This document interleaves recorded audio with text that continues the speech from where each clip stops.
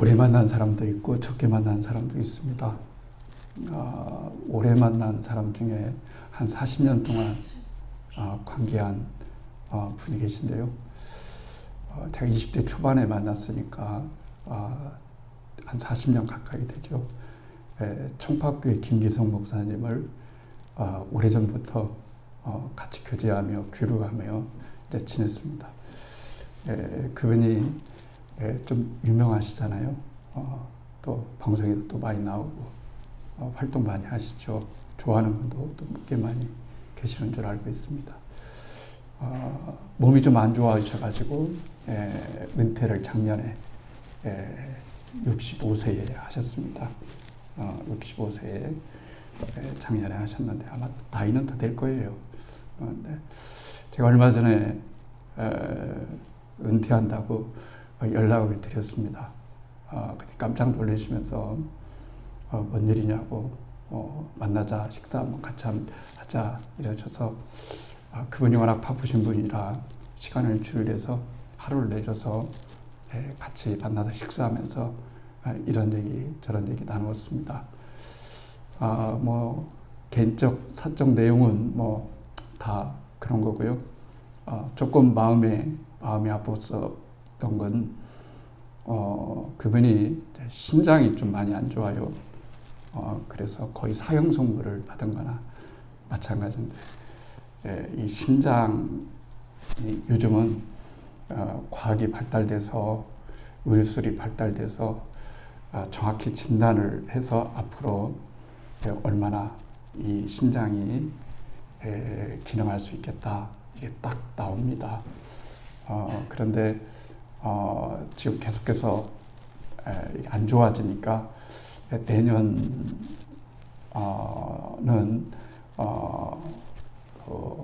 이제 신장 투석을 들어가서 계속해서 한 주간 동안에 몇 번씩 투석을 받으니까 그때는 이제 정말 움직일 수도 없고 어디 가기도 힘들고 그렇다고 그래요. 신장 이식 수술도 불가능할 정도로 그 신장과 그 주변에 혹들이 가득 차서 어떻게 병원에서는 건질 수 없다고 이제 얘기를 하더라고요. 그래서 자신의 입장을 충분히 받아들이고 요즘은 그런 고민을 한다고 그래요. 투석받는 동안에 뭘 하고 지낼까? 혼자 시간이 이제 계속 바쁘게 움직이고 사람 만나고 집회로 다니고 강의로 다니고 뭐 여러 가지 일을 하잖아요. 이제 그것을 못하니까 이제 무엇을 하면 지낼까 하는 것 이것이 요즘 자신의 고민이다 이렇게 말씀하시면서 그래도 목사로서 구원받았으니까 지난 세월 지나온 것 감사하고 앞으로 얼마 남지 않은 기간 어떻게 돌아갈지 모르지만 구원의 감사 속에 살아가겠다고 하시더라고요. 성경에 보면은 우리가 잘 아는 혈류증 여인이 나옵니다. 그렇죠? 혈류증 여인이 나옵니다. 혈류증 계속해서 여자 부인병인데 하혈이 계속 되는 겁니다. 굉장히 힘들잖아요. 그래서 18년 동안 고생을 했습니다. 18년 동안 고생을 했는데 낫지를 않아요. 그 사이에 병원도 다 달렸고 재산도 다 달렸다. 성경에 그렇게 얘기합니다. 이 여자에게 희망이 없죠. 좀 아픈 후배들이 많아요. 주변에 사람들이 건강 참 중요한 거잖아요. 건강은 정신적 건강도 있겠고 마음의 건강도 있어야 되고 몸의 건강도 있어야 되는데 어제는 후배가 뭘 하나 보내와서 전화를 했습니다. 잘 지내냐? 그리고 그 후배가 암 수술을 했는데 신경을 잘 못 써줘서 미안했는데 미안하다. 그리고 상황상 내가 갑자기 은퇴하게 됐다. 이런저런 얘기 다들 깜짝 놀랐는데 그 후에도 목사님 아파 보니까 건강이 안 좋으면 몸이 안 좋으면 다 잃는 것 같아요. 건강한 게 한번 아파 보니까 건강한 게 최고인 것 같아요. 이러더라고요. 어쨌든 건강해야 됩니다. 건강 중요하죠. 이 여인이 18년 동안 지병을 앓고 있었으니까 지쳤죠. 병이 오래가면 장사가 없습니다. 지칩니다. 오래오래 가는 거 굉장히 힘들고 어렵습니다. 이 여인이 18년 동안 병을 고치지를 못했습니다. 그래서 예수님을 찾아가기로 했습니다. 예수님을 찾아가기로 했어요. 인간의 마지막 희망은, 절망은 바로 하나님의 희망의 시작이라는 말도 있잖아요. 다 해봤습니다. 안 되는 거예요. 안 되니까 예수님에 대한 소망을 가졌습니다. 뭐라도 잡고 싶은 심정 있잖아요. 사람이 어려우면 다 잡고 싶어요. 무엇이라도 잡고 싶은 게 인간의 솔직한 마음입니다. 이 여인이 예수님에 대한 이야기도 들었고 예수님의 능력도 들었습니다. 자기 병 고치고 싶었습니다. 그래서 예수님 있는데 찾아갔습니다. 찾아갔는데 사람이 너무 많은 거예요. 이 연약한 여인이 18년 동안 보면 얼마나 병색이 짙고 힘도 없고 또 희망도 없고 이러겠어요. 수많은 사람들을 비집고 간다고 하는 것은 굉장히 어려운 일입니다. 그렇다고 이 여인을 위해서 길터주는 사람도 없지요. 없습니다. 그래서 이 여인이 열심히 희망을 갖고 비집고 들어갔죠. 근데 예수님이 사역을 하고 있고 사람들을 만나고 있는데 자신이 없어요. 예수님 앞에 나갈 자신이 없어요. 그리고 사람 앞에 나갈 자신도 없어요. 그래서 이 여인이 다른 생각을 했습니다. 뭐냐면 예수님에 대한 놀라운 생각인데요. 예수님이 꼭 어떤 행위를 해야만 내가 고쳐지겠나? 내가 예수님의 옷자락만 만져도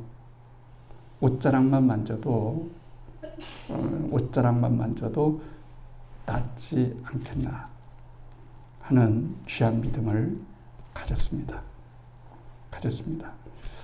그래서 비집고 가서 그 믿음대로, 확신대로 옷자락을 만졌어요. 만지자마자 찌릿하면서 뭔가 느끼는 거예요. 본인은 느낄 수 있어요. 내가 나은 것 같아.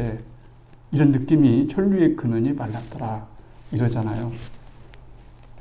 믿고 만졌지만 정말 되니까 놀라웠겠죠.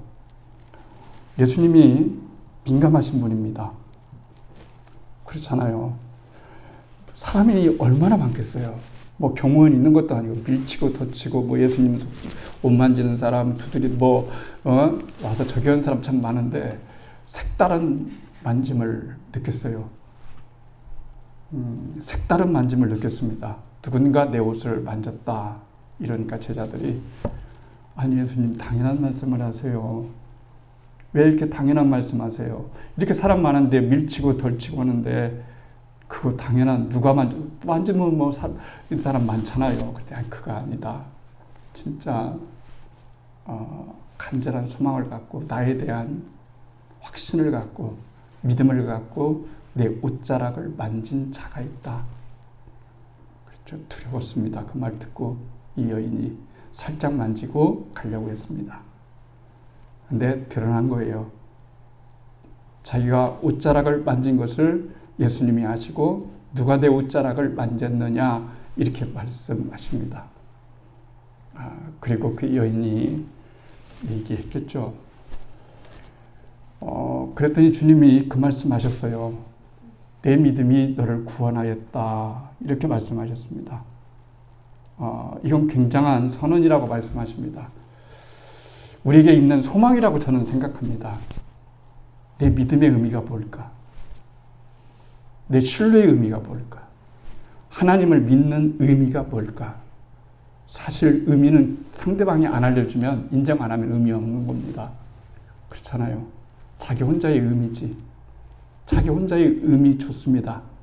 그런데 이 여인이, 여러분, 하나님에 대한 믿음을 가졌는데 하나님께서, 예수님께서 그 믿음의 의미를 인정해 주셨잖아요. 네 믿음이 너를 구원하였다. 저는 이 구절이 세월이 갈수록 굉장히 다가옵니다. 그렇구나.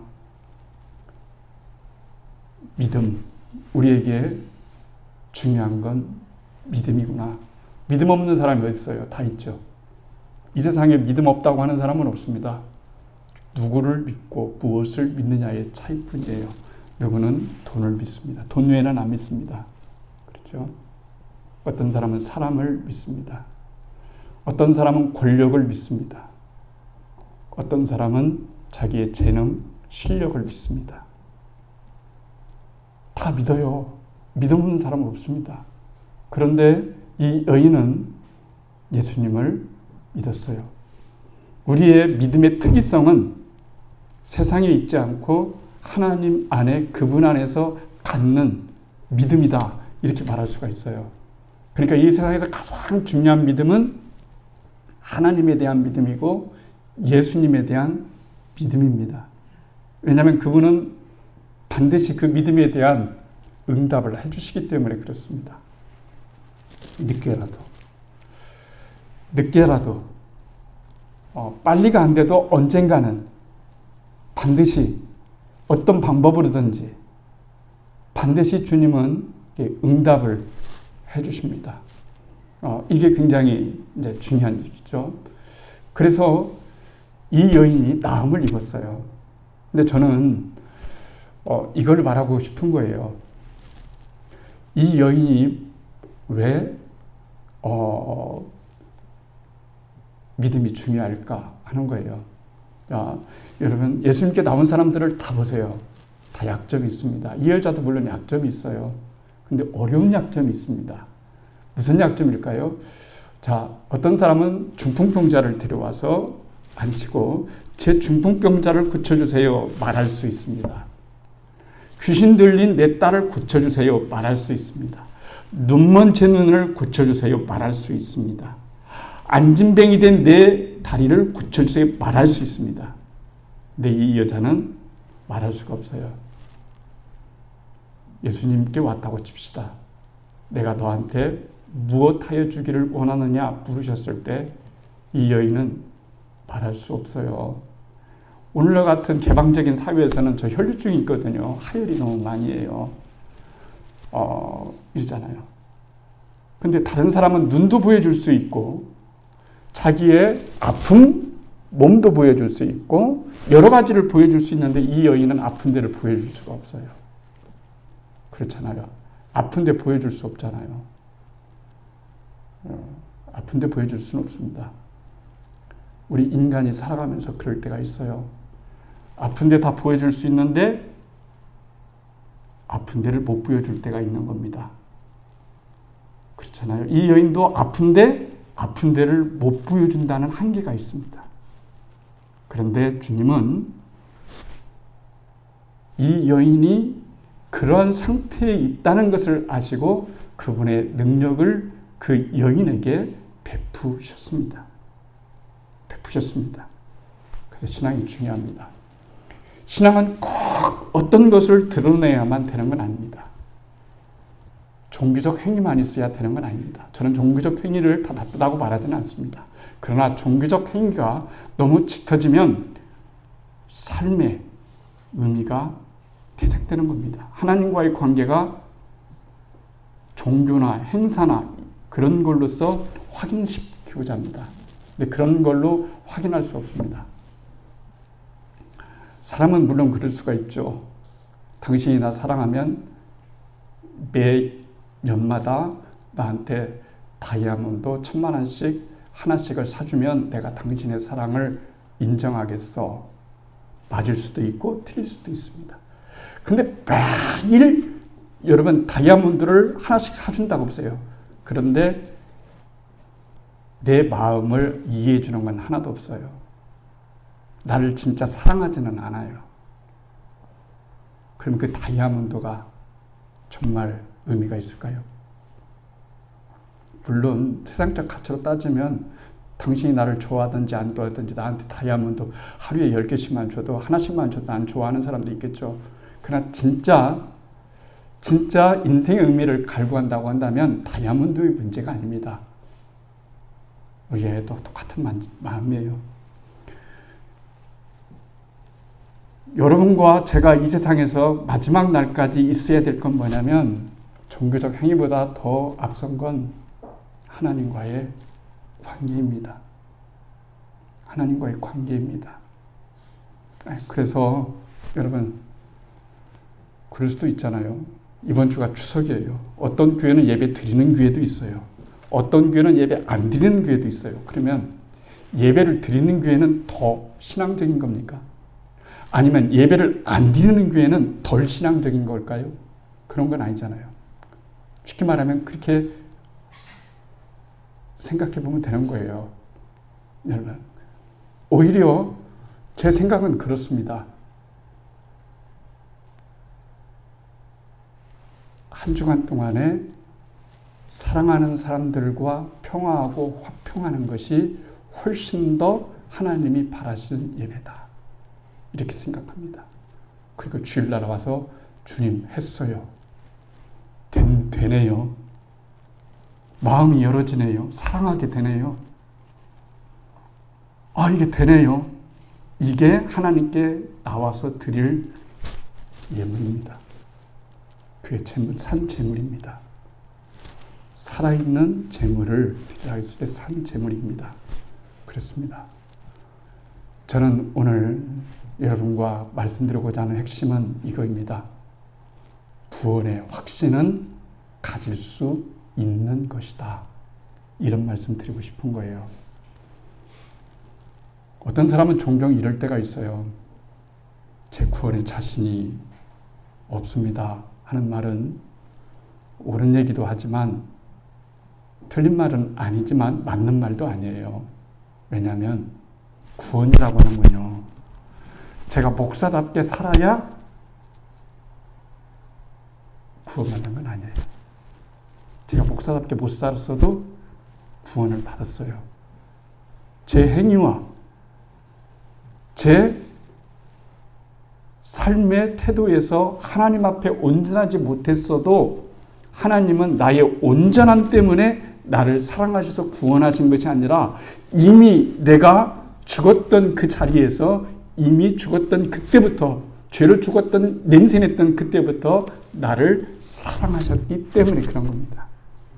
그러니까 내가 구원의 확신을 갖고 살아가는 것은 참 중요합니다. 이 말은 뭐냐면 구원의 확신을 내 행위나 내 마음에서 찾으려고 하지 말고 하나님의 사랑에서 찾아야 된다는 말이에요. 내가 좀 부족해도 내가 또 내 믿음이 부족한 것 같아도 내 믿음이 어느 상태에 돌아오면 되는 것이 아니라 내가 내 주님을 진짜로 이 여인처럼 나의 구주로 진짜 믿었다면 그 순간부터 기독교인이 되는 거예요. 그 순간부터요. 어떤 유명한 선교사님이 집회를 냈어요. 그런데 집회 끝나고 한 청년이 찾아왔어요. 목사님, 그리스도인이 되려면 얼마만큼 신앙생활을 해야 됩니까? 이렇게 물었어요. 여러분, 그리스도인이 되려면 몇 년 동안 신앙생활을 해야 될까요? 얼마만큼 신앙생활하면 그리스도인이 될 수 있죠? 그분이 이렇게 대답했어요. 명답을 했어요. 형제님, 램프에다 불을 붙이면 언제부터 불빛이 나게 되는가요?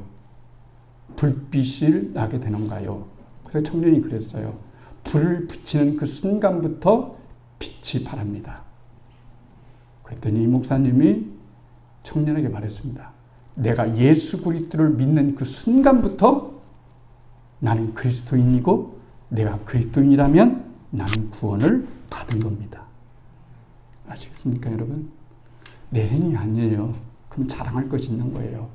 여러분, 앞으로도 우리는 완전한 믿음에 도달하지 못해요. 그냥 주님의 은혜로 구원받아서 주님의 은혜로 여러분 살아가는 겁니다. 저는 여러분들이 구원의 확신이 나로부터의 확신이 아니고 하나님의 완전성에 대한 것에부터 왔으면 좋겠어요. 그렇죠. 하나님이 내 현재도 아시고 과거도 아시고 미래도 아셔요. 그런데도 나를 구원해 주셨어요. 이 믿음을 갖는 거 참 중요합니다. 나는 구원받았다. 나는 오늘 죽어도 천국 간다. 이 믿음이 우리들 가운데 여러분 있어야 된다라고 하는 거예요. 오늘 주님이 말씀하셨어요. 요한복음에도 똑같은 말이 나와요. 나를 믿는 자는 사망에서 생명으로 이미 옮겨졌다는 거예요. 이미 옮겨졌어요. 우리는 이미 구원이라고 하는 거는 죽음에서 생명으로 옮겨진 것을 구원이라고 하는 거예요. 옮겼다가 마음에 안 들면 다시 원상태로 복구시키는 것이 구원이 아닙니다. 그러면 하나님의 전지성은 의심받게 되는 겁니다. 그럴 줄 모르고 하셨나? 이렇게 되는 거예요. 전능성도 의심받게 되는 겁니다. 그래서 우리에게 진짜로 중요한 건 뭐냐면 구원의 확신이에요. 여러분, 제 딸이 하영입니다. 하영이가 제 딸인지 아닌지 의심한다고 합시다. 목사님, 하영이가 목사님 딸인데 의심스러워. 유전자 검사를 좀 해봐야 되겠어요. 해도 제 딸로 나옵니다. 제 딸로 나와요. 그러니까 굳이 제가 말씀드리고자 하는 것은 신앙생활 하면서 구원에 대한 유전자 검사를 구태여 할 필요가 없다는 얘기예요. 죽어서 천국 가봐야 아는 문제가 아니고 이 땅에서 이미 예수를 믿으면 사망에서 생명으로 옮겨졌다 이렇게 말씀하시는 거예요. 그래서 우리는 그 구원의 기쁨을 갖고 살아가는 거예요. 두렵고 못 받을까봐 구원을 없을까봐 이게 두려움이 아니라 이미 받은 구원에 대한 확실한 믿음을 가지고 오늘도 우리가 우리의 주어진 인생길을 갈 수가 있는 겁니다. 그러니 저는 구원의 기쁨이 여러분에게 있었으면 좋겠어요. 사단은 우리의 구원을 뺏어갈 수 없어요. 그런데 뺏어갈 수 있는 것은 있어요. 뭐냐면 구원의 기쁨은 뺏어갈 수 있어요. 구원의 기쁨은 뺏어갈 수 있습니다. 이 세상에서 구원의 기쁨만큼 중요한 게 어디 있을까요? 그렇잖아요. 아무리 내가 유명하고 돈 많고 했다 하더라도 죽으면 소용없잖아요. 병들면 더 소용도 없고요. 근데 내가 구원받았다. 내가 하나님의 자녀다. 하는 사실이 참 중요해요. 중요합니다. 그리고 그것을 믿는 것이 진짜 중요합니다. 그럼에도 불구하고 하나님은 나를 사랑하시고 나는 구원을 받았다. 앞으로 10년 동안 더 열심히 해야 구원받는 게 아닙니다. 지금 이 자리에서 여러분과 제가 예수 그리스도가 나의 죄를 용서하셨고 그리고 나는 그 죄의 용서함을 받아 하나님의 자녀가 되어서 구원받았다고 하는 그 믿음을 통해서 하나님은 나를 구원하신 겁니다. 구원받은 겁니다. 저는 이 구원받은 이 선물을 가지고 한 주간 동안도 행복하게 지내셨으면 좋겠어요. 구원의 선물을 받았는데요. 얼마나 기뻐야 되지 않겠습니까? 이 구원의 확신, 이 확신을 다시 찾았으면 좋겠어요. 그리고 잘 간직했으면 좋겠어요. 그래야 내가 기쁜 겁니다. 가지고 있어야 되는 겁니다. 그리고 있습니다. 그러니 주님이 주신 그 구원의 기쁨을 여러분들이 한 주간 동안도 행복하게 누리시고 또 진짜 행복하셨으면 좋겠습니다. 주님의 행복이 여러분에게 있기를 주의 이름으로 축복합니다.